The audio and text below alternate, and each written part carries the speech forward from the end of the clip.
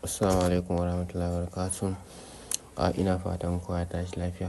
So barkanku da zuwa Arewa Crypto Business.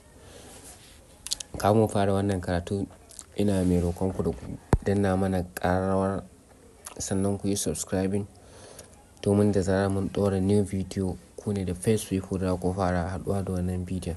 So a wannan bidiyo insha Allah za mu muku bayani dalla-dalla yadda ake amfani da application na trading.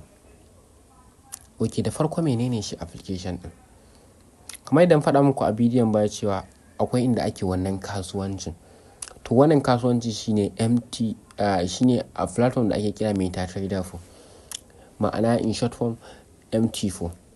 Ana ake wannan hada-hadan na siyarwa da siyarwa.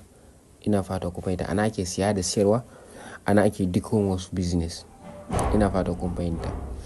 So ba tare da ɓata lokaci ba, yanzu zan fara muku bayani yadda application ɗin da yadda ake aiki da shi. Da farko nan wajen, gashi nan wajen, za ku kalli code. Ina using iPhone ne, so idan da Android kake amfani ka ku damu za mu yi Android ma. Sannan nan ga nan chat, nan wajen ga trade, nan wajen ga history, nan wajen ga setting. So a cikin wannan code din nan ne za ka kalli currency pairs ɗinka inda za ka ɗauki pen da za ka yi trading. Wannan chat shine inda za ka kalla kai analysis din market either buy za ka yi ko kuma sell. A nan trade a nan ne za ka kalli history trading ɗin da yake currently yake moving. Ina fata kun bayyana. Nan history nan shine inda za ka kalli losing ɗinka da win ɗinka. Ina fata kun bayyana. Wa'annan su ne currency pair. Za ka zaɓi wacce kake so kai trading, kai buy ko kuma sell.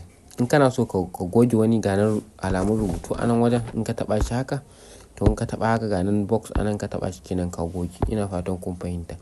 To haka zalika da ka adin wani fiya ko da ka yi sace misali GBP USD, za mu yi adin ɗinta ganin flow sign ko da ka taɓa shi. Ina fatan kun fahimta. Ka dawo ƙasa gashi na mun kalli ta.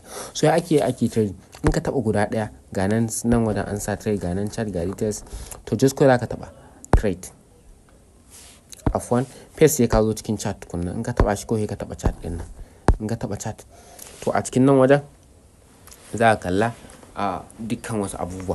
So a nan wajen ga yana nuna mana duka ga sunan abubuwan da aka yi. Nan wajen ga nan wasu abubuwa haka wanda wani muna kiran shi da kuso. Amfaninsa shine idan yanzu ina son sai ta SL ko kuma TP da shi zan yi amfani. Ina fata kun fahimta.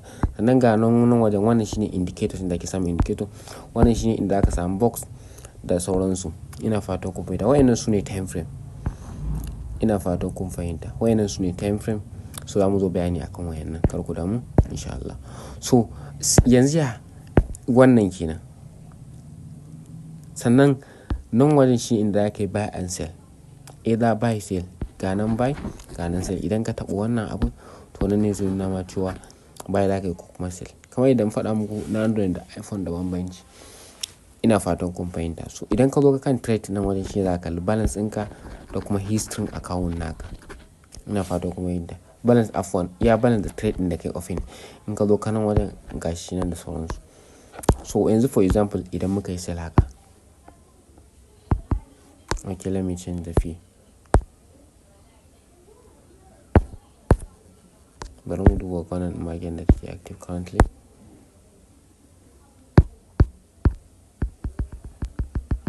Okay, so I think network problem.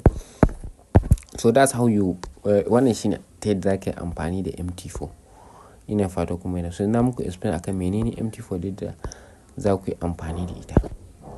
Ina fata kuma so ban so bidiyon zan tsaye da shi haka. To wanda yake tambaya zai iya ajiye